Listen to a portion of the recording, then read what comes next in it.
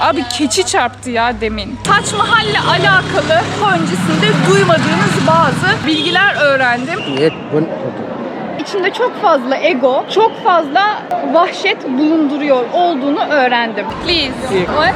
Please I have... Okay? Yani sürekli hamile kadın. Ellerinin kesilmiş olduğu söyleniyor. Okay, okay, खींचो selfie. Don't look at me like this. Photo, एक फोटो. आना भाई. Ya yapmıyorum abi, bitti tamam ya.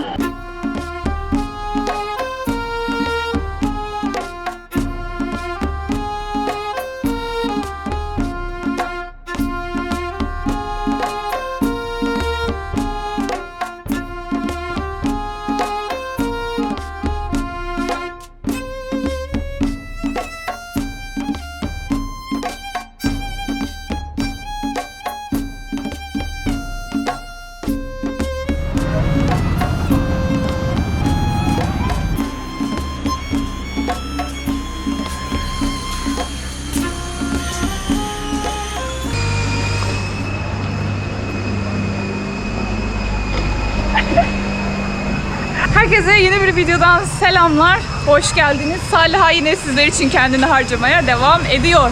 Şimdi bu görüntüyle bir başladım. Bir saniye, nereden gideceğime bakayım. Buradan. Tamam. Şimdi deminki görüntüyle başladım. Neden? Çünkü çok enteresandır ki ben şimdi ikinci sefer Hindistan'a gideceğimi paylaştığımda Instagram'da bana bazı videolar atıldı. Bunlardan bir tanesi koltuk altında böyle. Bu videolardan bir tanesi koltuk altıyla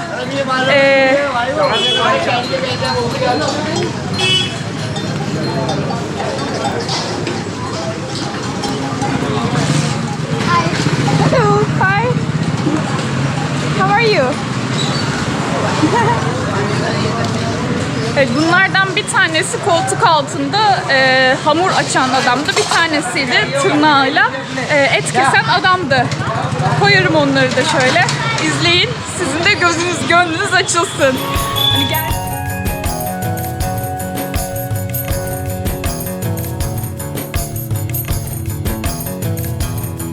Hani gerçek midir değil midir diye düşünüyordum. Gerçekmiş. Sayılır en azından. En son videoda Agra'ya gelmiştik. Bugün yine Agra'dayız. Namı der Tac Mahal'i gezeceğiz vesaire falan böyle hep. Ha? Joy? Thank you. Aa, bu kadar da açık ara. Bu kadar da açık ara satmazsın. Ben Agra'ya geldikten sonra aşırı derecede böyle bir halsizlik oluştu. Böyle bir hasta gibi hissediyordum. Enerjim gerçekten yerinde değildi. Farklı bir yerde kalıyordum. Joyce Hostel. Genel anlamda hep yabancıların tercih ettiği bir hosteldi orası. Çok mükemmel bir manzarası var fakat böyle nedense kendimi orada rahat hissedemedim. O yüzden yerimi değiştirdim. Farklı bir yerde kalıyorum. Orası da yarım saatlik yürüme mesafesi var. Neyse. Sıkıntı değil. Şimdi oraya gideceğiz. Taç Mahal'le alakalı bilmediğiniz, muhtemelen daha öncesinde duymadığınız bazı bilgiler öğrendim. Hintli insanların ağzından öğrendim bunları. Dolayısıyla onları sizinle paylaşacağım. Aslında Tac Mahal'in o kadar da romantik bir yer olmadığını anlamış olacağız.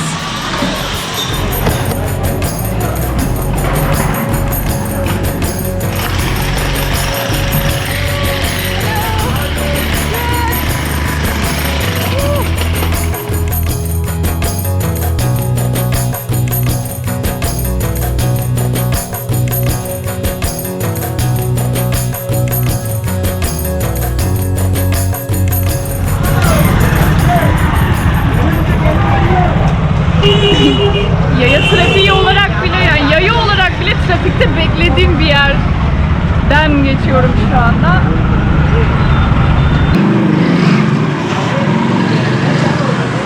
Ara sokaklarda, böyle çok ara sokaklar olduğunda koku çok fazla vardı. Yine böyle market, ne denir ona, marketlerin olduğu bir yere geldiğinde çok fazla sayıda tütsü yakan oluyor. Dolayısıyla en azından nefes almak daha kolaylaşabiliyor. Yolda yürürken şöyle bir küçük türbemsi bir şey var. Burası bir bebek türbesi olabilir. Ne olduğunu hiç anlayamadım. Geçerken gördüm. Fakat böyle tütsünün yakılıyor olması, üzerine çiçeklerin bulunduğu, böyle hani Hintli geleneğiyle İslamiyet'in birbiri arasında böyle karışmış olduğunu gösteriyor gibi. Şu anda Tac Mahal'in giriş kapısına doğru yürüyorum. Bu arkamda görünen mesela genelde böyle kırmızı renkte olan taşlar Babür hükümdarlığı zamanında çok fazla kullanılan taşlarmış. İnternette yazdığı kadarıyla.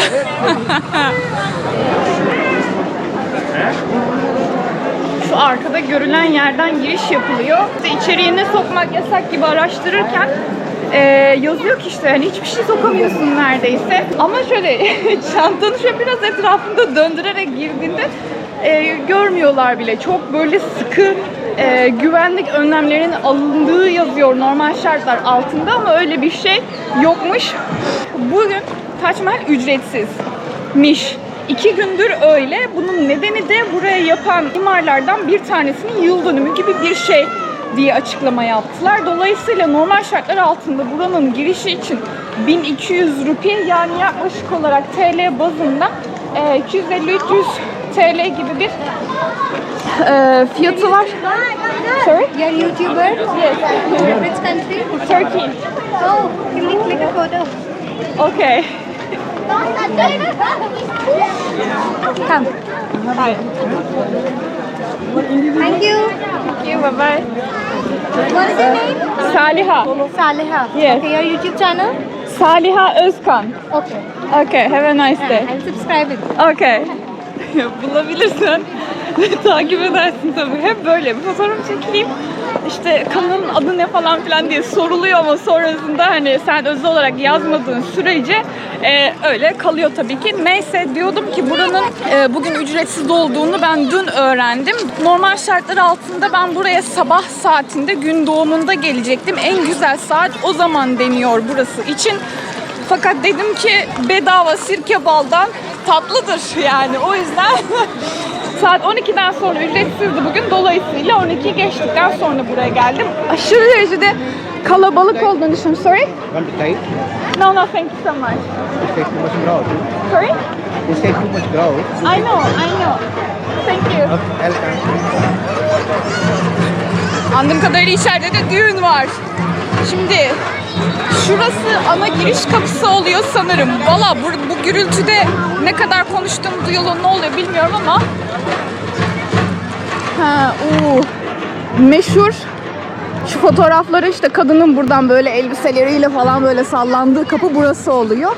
Bir de şu tarafta başka bir kapı var sanırım. Oraya sonrasından bakayım, bir içine doğru gireyim.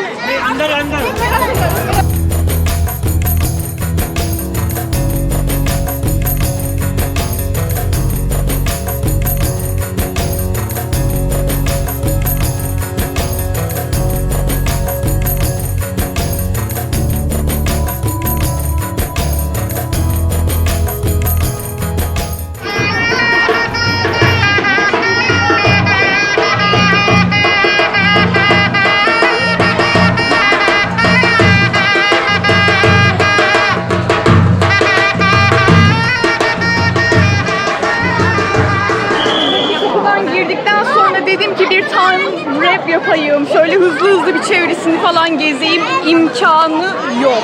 Bu kadarını tahmin ediyorum. Gerçekten her gün burayı 12.000 kişi ziyaret ediyormuş ama ben bu kadar olacağını düşünmemiştim. Şurası girişi. Burası yani yürüyebilme şansın yok yani. Düşünüyordum ki şöyle sakin bir yer bulup burasıyla alakalı gerçekleri ediyorum. Daha öncesinde bir yerde muhtemelen duymadığınız ya da duyanlar vardır illaki. Bazı bilinmeyen tarafını anlatayım diyordum ama bakalım bir yer bulabilecek miyim?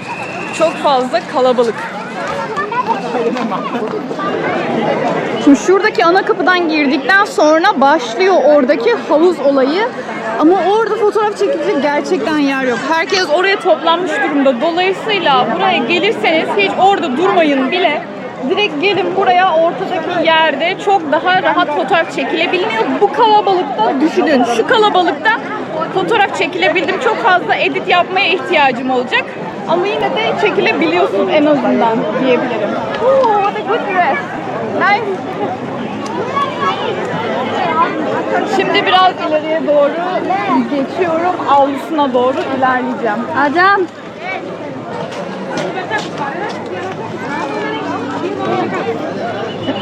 So nice.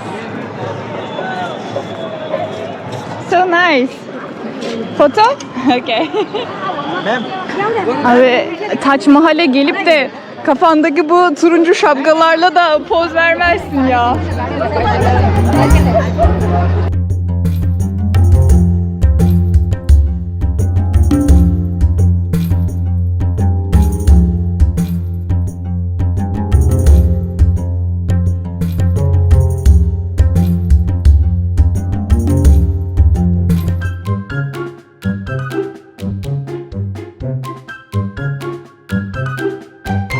Şimdi bir diğer şey, burada herhangi bir Hintli ile fotoğraf çekildiğiniz zaman bunun ardı arkası gelmiyor. O yüzden ben sadece böyle bir iki tane kıyafetini falan çok beğendiğim kadınla fotoğraf çektim.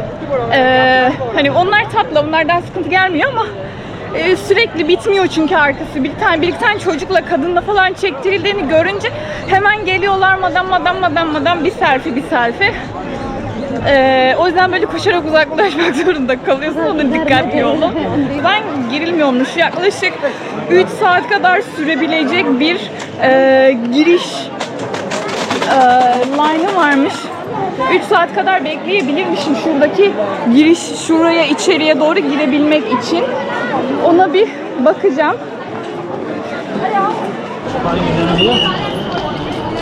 İçeriye giriş sırası şuradan başlıyor. Bunlar böyle yavaş yavaş sevinçli olan grup.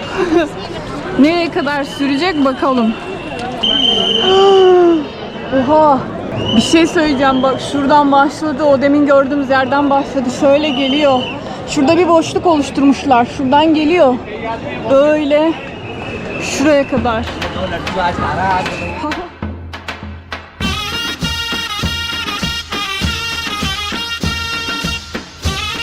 Böyle ara boşluklar vermişler. O boşlukları zamanla açıyorlar. Boşluklar açıldığı anda insanlar bir anda koşmaya başlıyor. Çola. Bir anda böyle kavimler geçiyor oluyor gibi. Çok zorlanıyorum şu anda.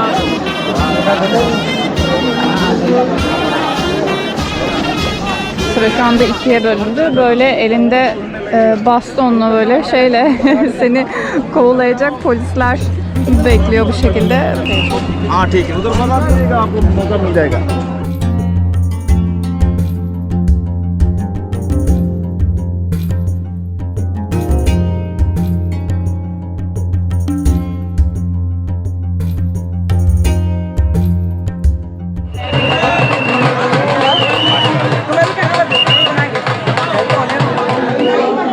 Demin gördüğümüz davullu grup içeriye sırayı beklemeden girmişti. Şu anda böyle ilk başta yeşil bir kumaşla beraber giriyorlardı. Şimdi böyle renkleri değişmiş ama ne olduğunu hala öğrenemedim. Bu arada içeride dua tarzı bir şey okunuyor fakat normal şartlar altında Tac Mahal Müslüman bir yönetimde yapılmış bir şeyken şu anda aslında dünyada birçok insan Hint kültürüne ait bir şey olarak biliyor fakat öyle değil. O yüzden ben içeride okunan dualar anlamında Arapça bir şey bekledim fakat Arapçada değil anladığım kadarıyla. Birazdan içeri girince göreceğiz.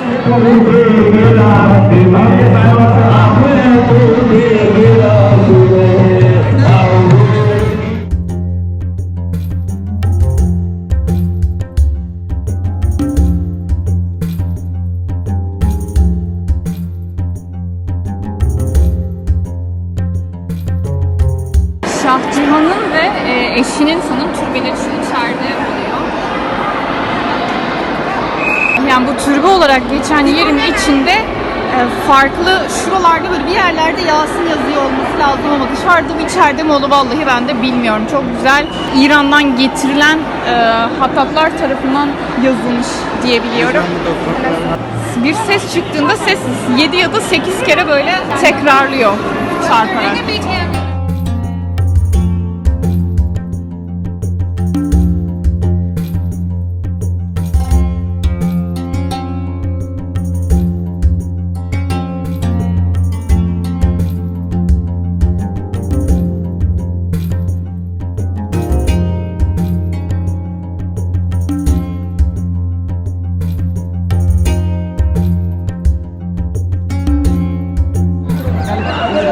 चादर वाला पार्टी आ जाओ इधर सबको ले चलो आगे yes sir चलो आ जाओ चलो उधर let's go move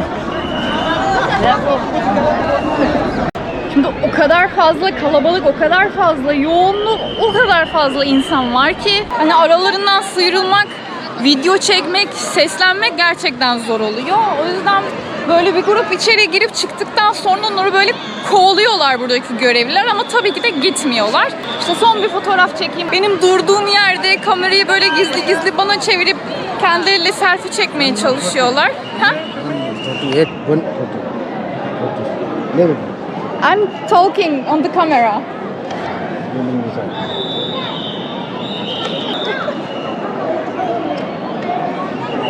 Okay? Done. Thank you. Thank you. Okay. Quick. Thank you. Okay. Şimdi bunu gören muhtemelen başka kişiler de gelmeye çalışacak. Bütün günüm böyle geçti bugün. Şimdi Tac Mahal'le alakalı konuşmaya gelirsek. Şimdi daha çok fazla geliyorlar. Gelemiyoruz. Konuşmaya gelemiyoruz çünkü yanıma geliyorlar. Neyse. Şimdi Tac Mahal birçok insanın aslında Müslümanların yaptırmış olduğu bir türbe olduğunu değil de ya Hinditlilere ait bir tapınak ya da işte minaresi olduğundan dolayı ve yapısından dolayı bir cami olduğunu düşünüyor ama hayır bu aslında bir türbe. Tac Mahal'i genel olarak ne olarak biliyoruz? Çok böyle romantik bir aşk hikayesinin üzerine aşk hikayesinden dolayı yapılmış çok önemli bir şey olarak biliyoruz aslında. Fakat ben bunu Hintlilerin ağzından öğrendim ki aslında evet doğru bir aşk uğruna yapılmış bir şey fakat aslında içinde çok fazla ego, çok fazla tabiri caizse vahşet bulunduruyor olduğunu öğrendim. Hintlilerin hepsi yani bazıları burayı seviyorlar fakat bazıları burayı özellikle sevmiyorlar. Çünkü buranın aslında yapılış sırasında çok fazla insanın hayatına mal olduğunu söylediler bana. Şuraya oturabilirsem çok güzel olur.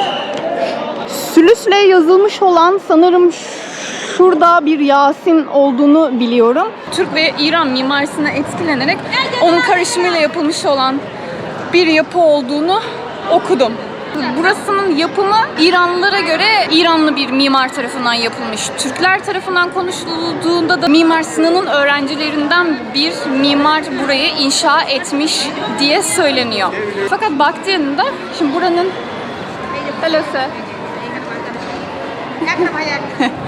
mimari anlamda tasarımını yapan kişi buraya bitirdikten sonra başka buna benzer bir eser yapamasın diye ellerinin kesilmiş olduğu söyleniyor.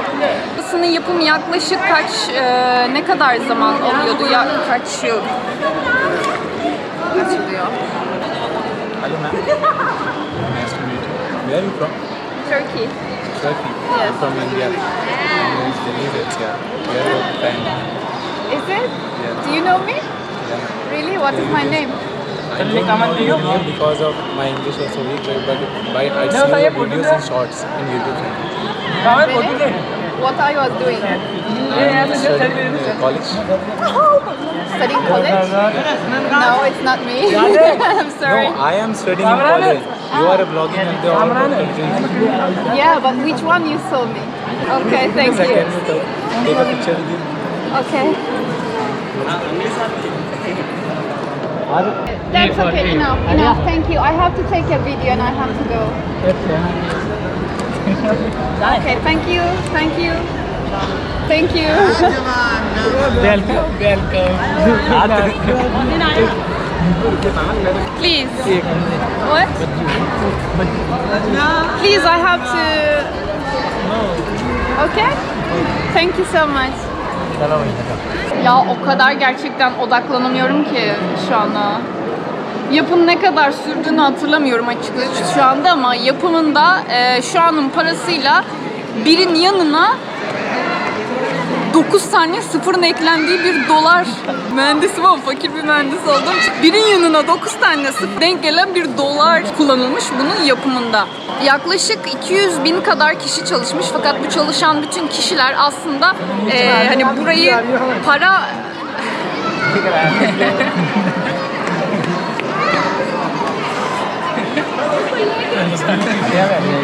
Buranın yapımında çalışmaları karşılığında herhangi bir para almış değillermiş. Dolayısıyla aslında burada çalışan kişiler köle olarak çalışmış burada.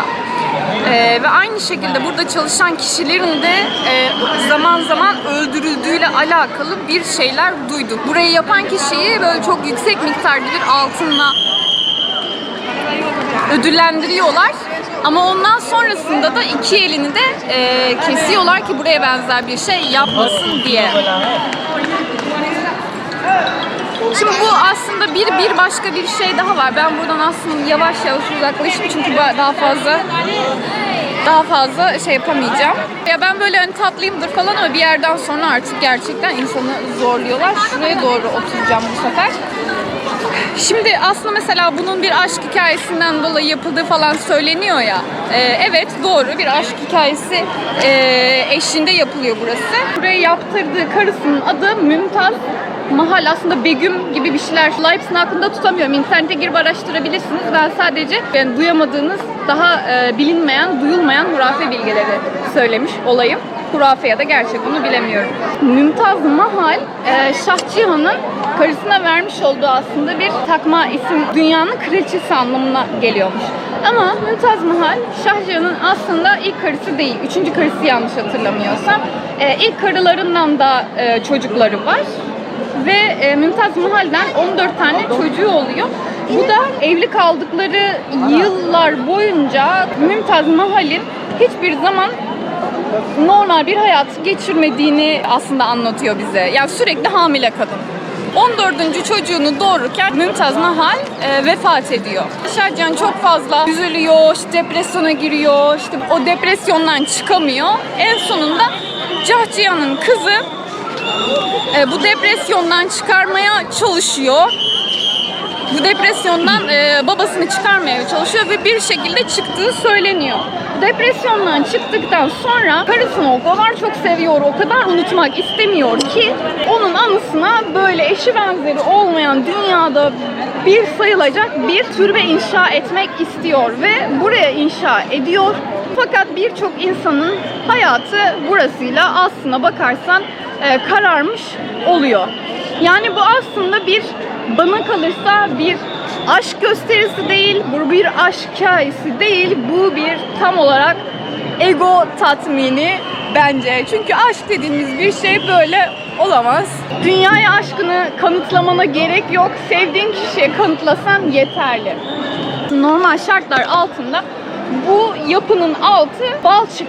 Dolayısıyla buranın üzerine, yani bu alt zemine bir şey inşa etmek oldukça sakıncalı. Fakat Şah Cihan diyor ki ben odamdan orayı göreceğim. Dolayısıyla özellikle buraya yapmak istiyor burayı. İlk başta o balçıklı olan kısma bir iskelet konuyor. O balçık oradan alınıyor.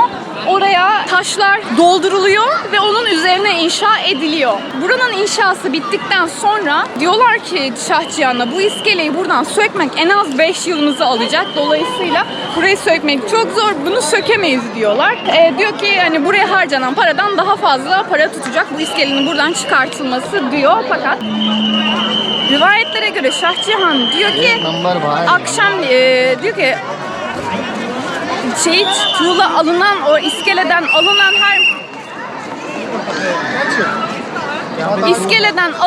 her malzeme şurası boşaldı.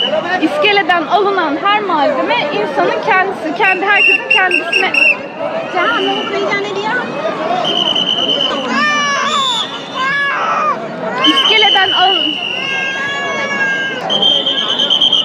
1 minute vlog, yes. You are YouTuber? Yes. Okay. Is it okay? Okay, thank you so much. Yeminle hiçbir şeye odaklanamadım. Girin internetten araştırın. Son bir iki tane bir şey söyleyeceğim sadece. Sonra Şahçıyan da diyor ki buradan diyor çıkarız, iskeleyi çıkardığınızda oradan çıkan bütün malzeme çıkaran kişiye kalacak diyor. Öyle olunca da bir gecede bu iskelenin buradan kaldırıldığı rivayet ediliyor. Bu arada şimdi son bir şey söyleyeceğim. Bunu buradan görebilir miyiz bilmiyorum ama şöyle bir bilgi var aynı zamanda. Yanındaki kulelere bakıldığında bu kulelerin tam olarak dimdik olmadığını söylüyorlar.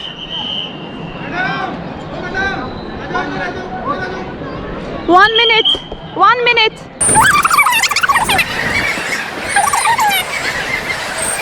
Şimdi bir de son bir şey var söylemek istediğim. Bunu özellikle söylüyorum ki şu anda Türkiye'nin başına gelen malum depremden sonra bu bilgiyi okuduğumda o kadar hem şaşırdım, üzüldüm, bizim için üzüldüm hem de o kadar çok sinirim bozuldu ki. Şimdi baktığımda hani psikolojik olarak mı öyle görüyorum bilmiyorum ama kuleler birazcık yamuk duruyor. Tam olarak yani birazcık böyle dışarıya doğru açık duruyormuş. Bunun nedeni herhangi bir deprem olduğunda bu kulelere bir şey olursa asıl binaya zarar vermemesi için yapılmış bir şeymiş. Yani bilmem kaç yıl önce yapılan böyle bir binada bu düşünülüyor da daha günümüzde yapılan bir yapılanmada hala daha bunları yaşıyoruz. Bu rezaleti yaşıyoruz aslında baktığında. Dolayısıyla bu da okuduğumda dikkatimi çeken şeylerden bir tanesiydi. Burası bu kadar yani artık bu kalabalıkta ve bu sıcakta bu kadar kendim verip bu kadar açıklayabildim. İnşallah unuttuğum bir şey yoktu. Ben buradan bir an önce çıkmak istiyorum.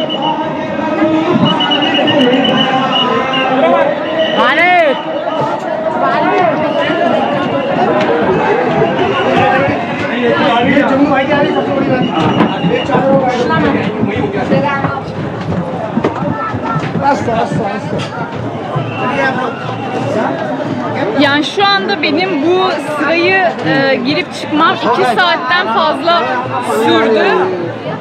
Ben normal şartlar altında böyle turistik yerlere aman gideyim göreyim, ay orada fotoğrafım olsun, burada fotoğrafım olsun olayı değildi.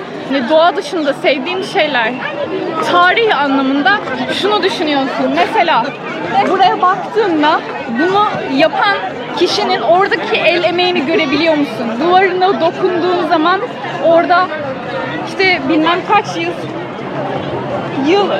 kaç yıl önce oraya dokunan insanların o enerjisini alabiliyor musun o dokunduğun yerden? Benim için bunlar önemli aslında. Bundan dolayı sadece bu tarz yerlere buraya gelmek istedim. Lan kızın kafasını çarpıyordun. Hiç mi bakmıyorlar etraflarına?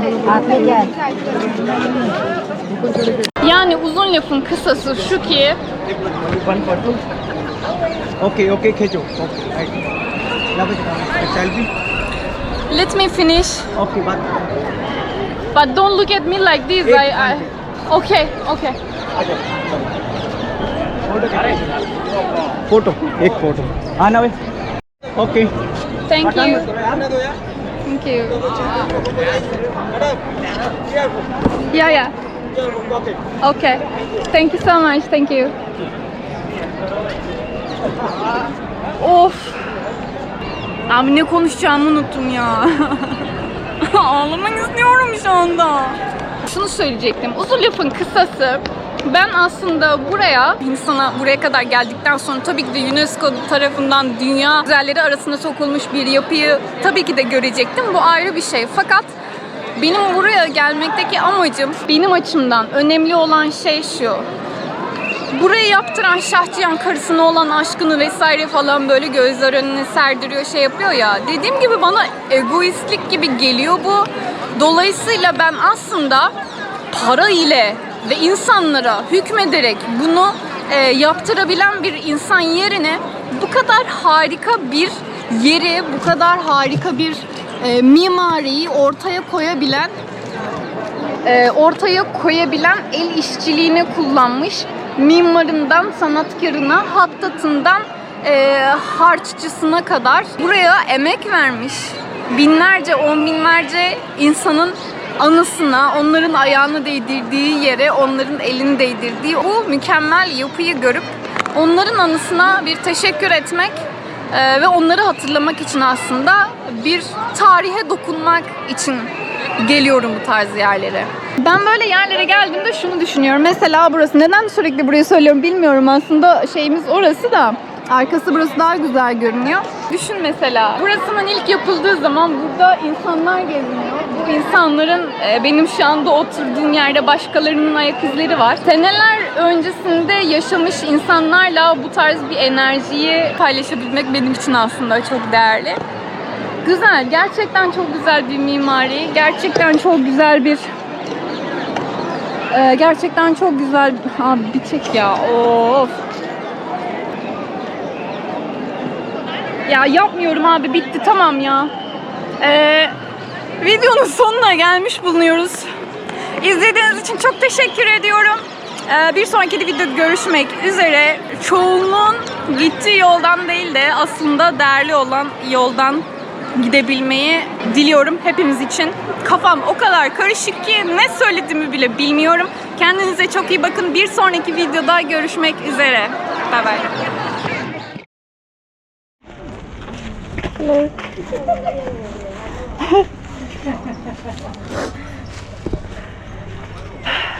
Son olarak hostele dönerken başıma geldiği için açayım dedim. Allah aşkına. Hello. I'm good. How are you?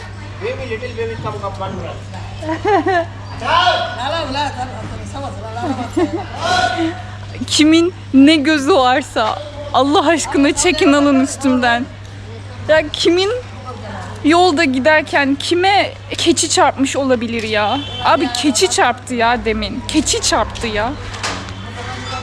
Ay, kafamda gözlük düştü mü ne olduğunu anlamadım. Bir anda böyle bir çarptı, geçiyorken düşüyordum Allah'tan. Düşmedim de. Rezil rüsva olduk. Yemin ediyorum Hintlilere de rezil rüsva olduk. Herkes gülüyor.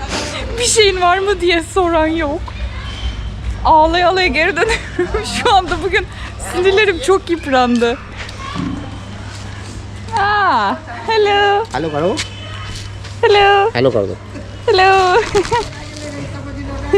Öyle yapınca biraz garip oluyor. Çok cute. Shubhratri. शुभ Shubhratri. नमस्ते कर दो नमस्ते मैम नमस्ते दोनों हाथ से करो नमस्ते Have a good night. Good night thank you Shubhratri. Bye bye. Australia Huh? You Australia country Australia? No, Turkey. तुर्की Turkey. तुर्की Yes. भूकंप चल रहा है तुर्की में तुर्की में हैं? भूकंप आया हुआ है भूकंप तुर्की have to the engineers you know Earthquake.